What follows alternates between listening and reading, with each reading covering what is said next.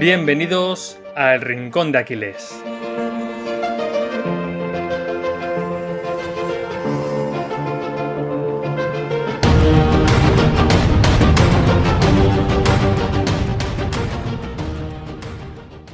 Muy buenas, David, ¿qué tal? Muy buenas, Sergio. Muy bien. ¿Tú qué tal? Pues muy contento y hoy sí que sí, porque por fin me has dejado traer a Taleb, algunas de las ideas de Taleb al podcast. Y en concreto hoy vamos a hablar de su cuarto libro de la colección Incerto, que bueno, es más conocido por Cisne Negro, Antifrágil y Existe la Suerte, pero hoy vamos a hablar del cuarto libro que es Jugarse la piel. ¿Qué es esto de jugarse la piel? Y sobre todo hay un concepto ahí escondido en el libro de Taleb que son los incentivos y vamos a ver pues qué papel tienen en la sociedad y cómo influyen. Pues esta frase de la que hablas, jugarse la piel, esconde detrás muchos conceptos diferentes. Entonces vamos a intentar enumerarlos uno a uno para que quede claro y no hacernos el lío, Sergio. Haciendo una definición global, ¿no?, de qué nos referimos o qué se refiere en este caso el autor Nassim Taleb con jugarse la piel, básicamente viene a decir que si no te juegas nada en una tarea, en una acción, en un objetivo, por lo tanto, no asumes riesgos, esa tarea, ese objetivo, es muy difícil que llegue a cumplir un estándar de calidad alto. Por lo tanto, es muy difícil que aprendas y mejores. Eso es. Y sobre todo, Taleb nos dice por qué es necesario esto de jugarnos la piel y ahí has dado con un concepto muy clave que es el aprendizaje.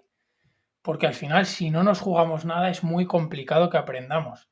Y esto lo vemos, por ejemplo, con los niños pequeños. Anda que no hemos visto madres que sobreprotegen mucho a sus hijos, que se cae un chaval y van ahí corriendo a levantarle y ayudarle, cuando lo mejor sería dejar al chaval que se va a pegar más de una leche en su vida, y sobre todo cuando es pequeño, porque pues todo el mundo nos hemos tropezado, que no sabemos ni andar al principio, y nos hemos pegado buenos leñazos, pero en cambio esos leñazos son los que te hacen aprender luego, David, porque si constantemente te caes y está tu madre levantándote y estás constantemente con ayuda, no vas a aprender a valerte por ti mismo. ¿Por qué? Porque no has tenido esa necesidad, no has tenido esa necesidad de jugarte la piel para ser tú mismo el que asume el riesgo de levantarse y el que aprende de ese error, porque la gente no te deja cometer ese error. Mira, totalmente. Justo hoy hablaba en mis redes sociales de la falta de responsabilidad de nosotros mismos, ¿no? Y todo nace, como tú dices, desde que somos pequeños. Nuestros padres, nuestras madres, a veces, bueno, a veces no, casi siempre, pensando en lo mejor para nosotros, pero sin darse cuenta que nos están perjudicando a largo plazo. Porque muchos niños nacen, crecen en esa burbuja entre algodones, en una realidad ficticia, en una realidad que no es la de verdad, porque la realidad es injusta y es cruel. Y esos niños, esos adolescentes, van creciendo pensando que la sociedad les debe todo, que les debemos una vida idílica y que ellos, por el mero hecho de existir, tienen que tenerlo todo. Y luego, pues cuando empiezan a aparecer los problemas en la edad adulta, o incluso mucho antes, lamentablemente para algunos, pues te das cuenta de que esa realidad que tus padres te han enseñado desde pequeño no es como tal. Y empiezas a entender las injusticias y empiezas a ver en tus propias carnes lo frágil que eres y que ante cualquier problema tiendes a la victimización y a echar la culpa al presidente del gobierno, a tu jefe, a tus amigos, a tu pareja, a tu genética, a tu mala suerte. Eso es, o sea, jugarse la piel va muy asociado a la responsabilidad de las acciones. Y por cambiar un poco de tercio y poner otro ejemplo, David, al final creo que con este ejemplo se va a entender mucho mejor que no estás solo enfocado a los niños. Imagínate que tienes que correr una prueba de 100 metros, ¿vale? ¿Vale? Tú te haces tu marquita, llevas sin correr años, lo mismo te pega un tirón, pero bueno, corres una buena carrera. Y ahora imagínate que estás en un edificio y echa a arder. A ver si corres más que en los 100 metros. ¿Tú qué crees, David? ¿Que corres más cuando el edificio es charter o en la pruebecita de 100 metros que te echas con colegas? Yo creo que la marca de Usain Bolt yo la superaría en ese, en ese caso. De hecho, Sergio, esto me recuerda hace un tiempo vi un documental en National Geographic y hablaba de que, pues, lo que acabas de decir, cuando estamos en esas situaciones de peligro, pero peligro real, peligro mortal, ya no solo la velocidad, nuestras capacidades se multiplican, no me acuerdo por qué número, pero es una barbaridad. O sea, el ser humano, y esto en casos como la Segunda Guerra Mundial y guerras que ha habido muchas situaciones en las que personas de 70, 80 kilos, por salvar a un compañero o por salvarse ellos mismos, han levantado, pues ya podía ser porque se les había caído un coche encima o un árbol encima, pesos que estaban, vamos, lejos no, lejísimos de lo que cualquier persona que entrenamos todos los días en el gimnasio podemos levantar.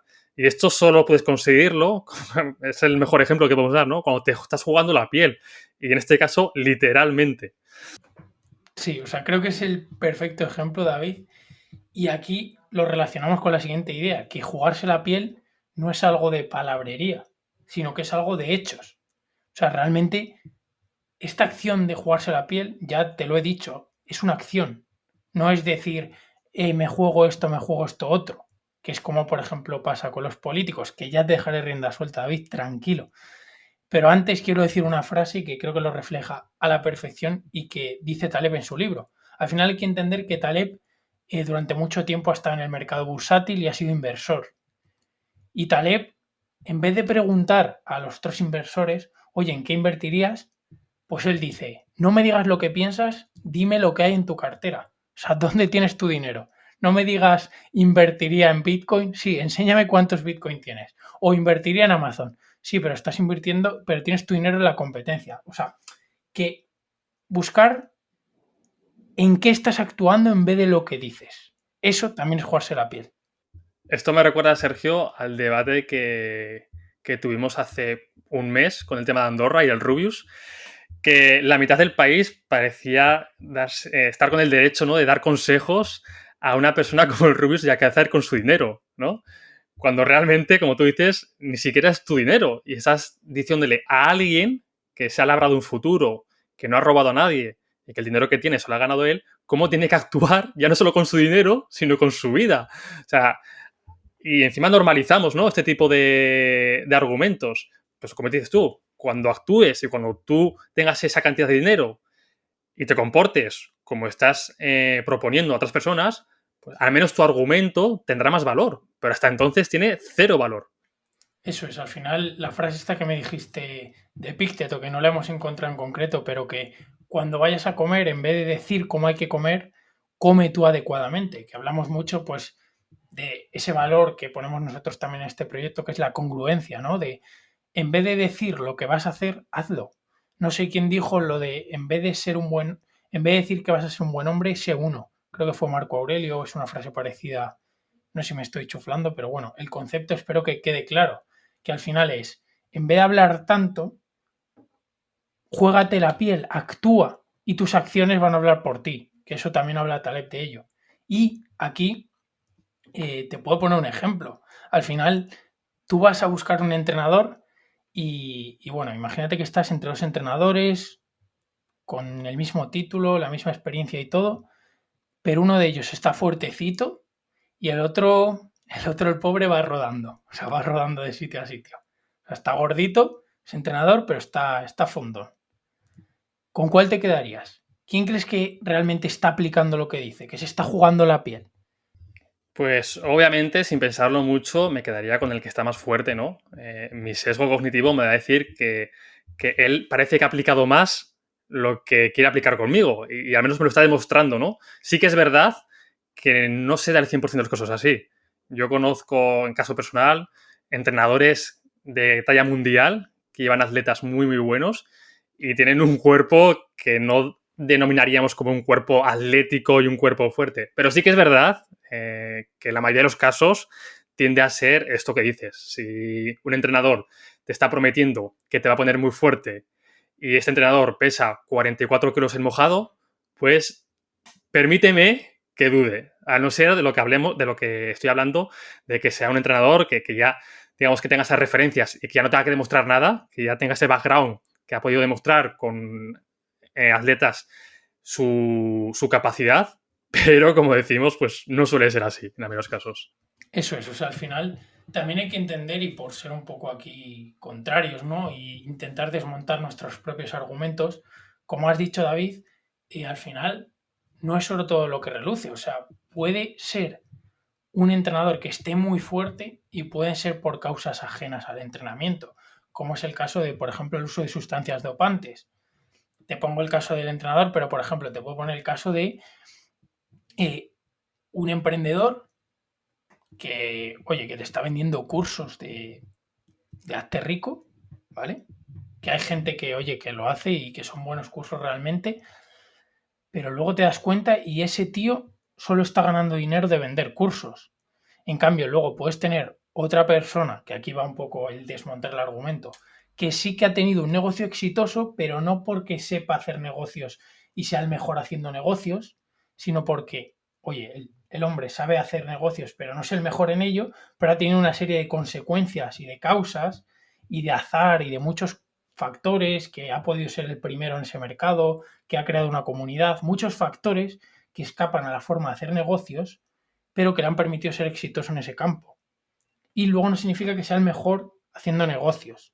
Entonces aquí viene el matiz de, oye, aunque te enseñen resultados, también intenta retraerte un poco, investigar por qué esos resultados. Y recordemos, Sergio, que el éxito no va siempre de la mano del mérito. Ahora mismo lo has dicho, una persona que, por ejemplo, es famosa, como puede ser Brad Pitt o Angelina Jolie, que han llegado a ese éxito porque son de los mejores que hay en su profesión y se lo han ganado, ellos a pulso, nadie les ha regalado nada, o en cambio una persona, y puedo poner cualquier ejemplo, como puede ser Gran Hermano, que ha saltado a la fama, a ese éxito, y digo éxito entre comillas, éxito moderno, ¿no? Ese reconocimiento, estatus, ciertas apariencias, pero no tiene nada de mérito. Tiene nada de mérito estar en una casa que te graben 24 horas estando en el sofá y sin hacer nada. Entonces, los dos quizás han tenido éxito en diferentes aspectos de la vida, pero obviamente no podemos ni mucho menos comparar el mérito que ha tenido una clase de personas u otras. Vale, David, y si te parece, y luego ya entramos en, pues bueno, en quién se juega la piel y en quién no, y ponemos ejemplos más concretos, que sé que tienes ganas. Pero por el momento vamos a pasar al tema de los incentivos. Y me gustaría preguntarte, ¿qué es para ti un incentivo? Pues Sergio, para mí un incentivo significa esa recompensa que te impulsa a hacer una acción, ¿no? O a seguir haciéndola. Y luego también veremos que según el tipo de incentivo, pues esa acción la realizarás de una forma u de otra. Por poner algún ejemplo, pues a nivel profesional, por mucho que tú trabajes en un proyecto, ¿no? Que tenga un propósito, que tú te sientas cómodo, que estés a gusto día tras día realizando esas tareas, tarde o temprano vas a necesitar esos incentivos que no tienen por qué ser económicos, porque hay muchas formas de incentivar a la gente. Sí que es verdad que a nivel laboral el económico es el que más nos llama la atención y quizás el que mejor respondemos los seres humanos. Y entonces, si tú esa dedicación, ese tiempo que inviertes en ese trabajo, en esa tarea, en ese proyecto, si no se ve recompensado por ningún incentivo, ningún tipo de incentivo, tarde o temprano, lo más probable es que decaiga tu atención y el tiempo que inviertes a esa tarea, porque no estás recibiendo nada a cambio. En cambio, si tú das y recibes algo a cambio, y aquí se crea una especie de círculo proactivo en el que cuanto más das al proyecto y más recibes, más vas a seguir dando. Por lo tanto, ganan los dos. Gana el proyecto, gana la tarea y ganas tú. Otro ejemplo más a nivel personal quizás, para no hablar siempre de tema profesional, pues me gustaría saber, Sergio, cuántos de nosotros seguiríamos entrenando si nuestro cuerpo no cambiase de forma.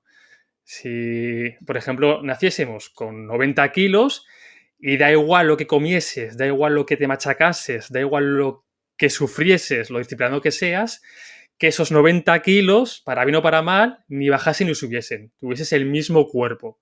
Pues lo más probable que mucha gente se vería desmotivada.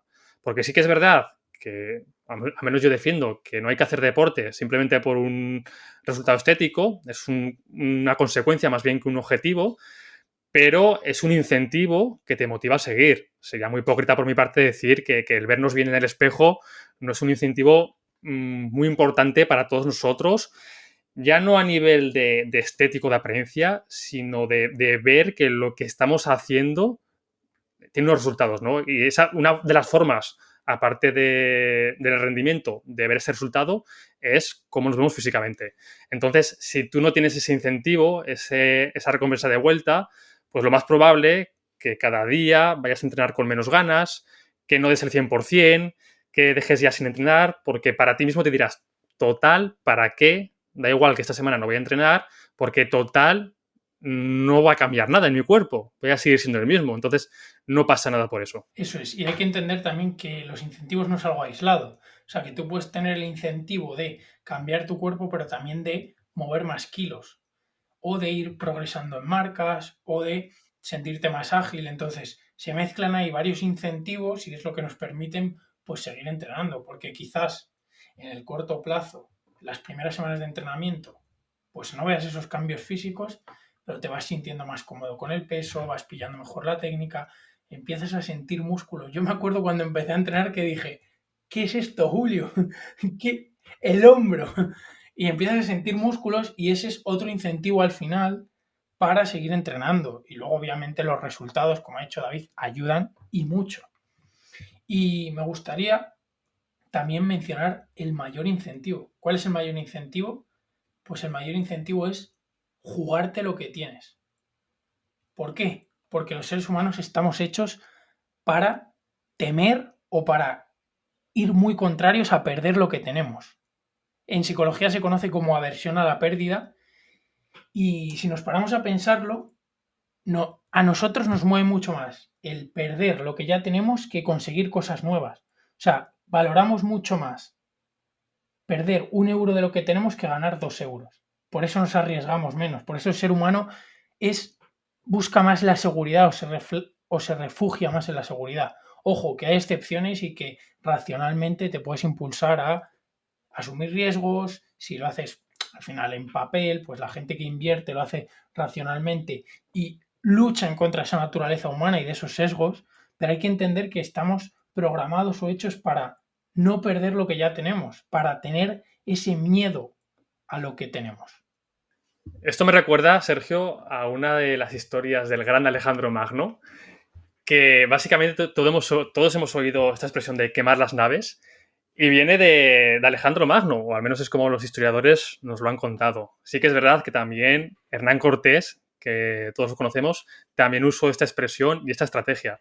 Y viene a ser que estos ejércitos en ese momento se encontraban en desventaja numérica. Por lo tanto, los comandantes, Alejandro Magno y Hernán Cortés, decidieron, frente al fracaso eventual que podía ocurrir en la batalla, quemar sus naves para que no hubiese posibilidad de tal fracaso. Tenían dos caminos: o luchar